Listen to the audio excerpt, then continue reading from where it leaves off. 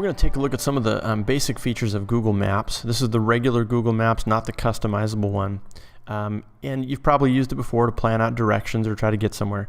But this is useful in the classroom for trip planning projects, which are fairly common, where students have to plan out a trip and then think about how much gas they're going to use, how many miles they're traveling, where they're going to stop for hotels and food. And so I'm just going to go over some of the basic features of the Maps product and point out some things that are useful. Also, this may come in handy as we approach the holidays and you're trying to travel, so there's some good tips in here. Okay, so to set up a trip, I'm going to start by typing in my start location, which I'll use the high school here. And I'll say we're going to Medford, Oregon. So here's our first choice for the trip. Notice there's a lot of exclamation points here. Construction zones, there's an accident, other incidents are reported here. And so these just show up. If we're planning in the future, we don't need to pay attention to those because they may be resolved by that point. Over here on the left side, I want to look at a couple of things here. First of all, we have three choices. We have the first choice via I-5 South.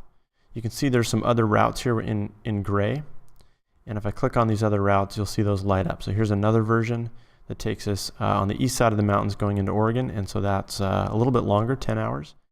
And another version goes straight across to the east side right away on I-90 and then south from there. So those are the choices. And above that, I want to show you a really interesting feature. Right now it says leave now. And that our time on the trip would be about 8 hours and 13 minutes. But I can change that.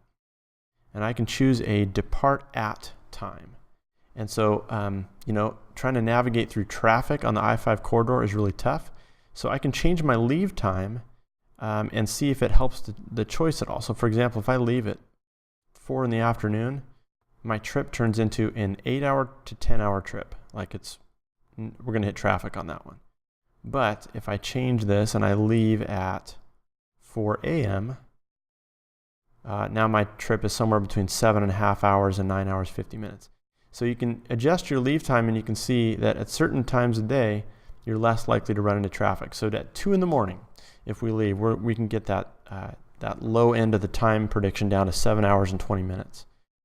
So that's a useful feature, especially if you're traveling shorter distances. You can really make up some time that way. Okay, so that's typical traffic patterns at 2 a.m. on a Thursday, and you can change the day of the week that you're leaving as well. Okay, but we're going to go back to leave now. And you can also add in extra destinations. So I've got a start point and an end point, but let's say I know I want to stop off at Centralia. Maybe we're going to grab lunch there. So I'm going to type in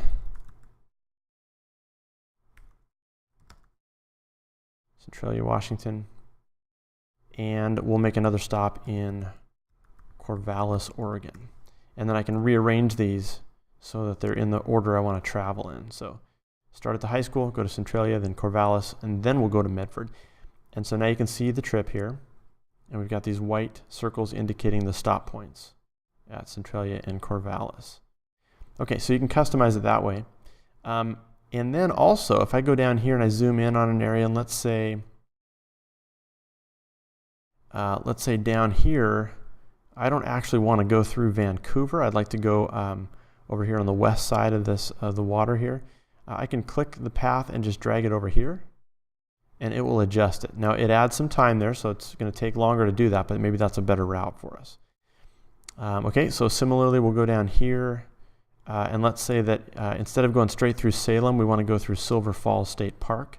So I'll just take the path and run it down there. And that way we can make that detour. So you can make a lot of adjustments to your trip, and they can be large adjustments or small adjustments. And we could even take a trip up to Crater Lake here, and it'll show us how to get to Crater Lake. The fastest way is going to be to go here and then back to our route.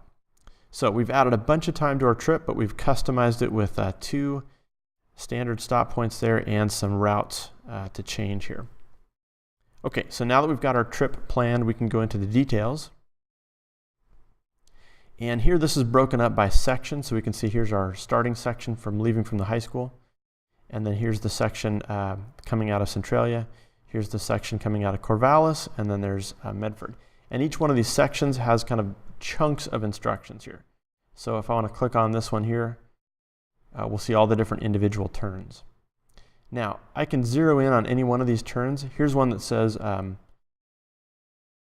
merge onto US 97. So maybe I'm worried that that's a confusing instruction, and I want to see what that looks like. So here's what it is on the top-down view, right? So we're coming this direction, we're curving down, we're going to merge onto 97. But I can also grab this little person icon and drop that on the path right here.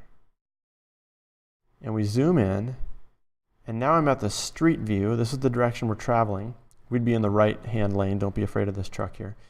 And if I want to look at what that merge looks like, I can just travel down the path by clicking forward. And here comes the merge. And so we would want to stay to the right and take this exit here. So that's really helpful if you're not sure how the road's going to look when you get there. Sometimes when you're traveling, it's tough to know if you're taking the right exit or what Google's trying to tell you on your phone. So Street View is what that's called, and that's a way to kind of simulate driving through that path.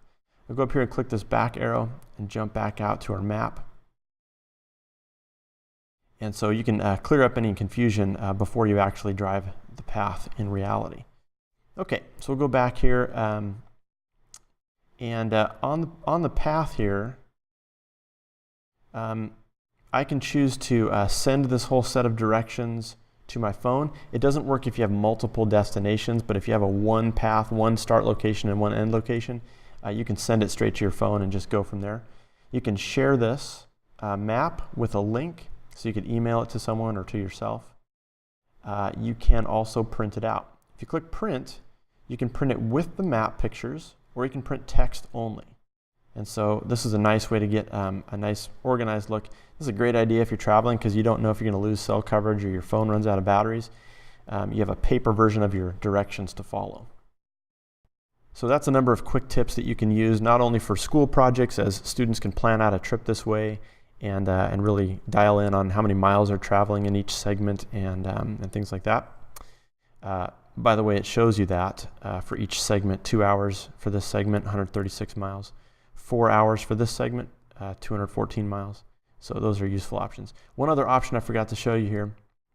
You click on options and you can choose to avoid highways, avoid tolls, and avoid ferries if that's something you're trying to look out for. You can also choose to do kilometers or miles or let it be chosen automatically by Google. Okay, hope you find that useful.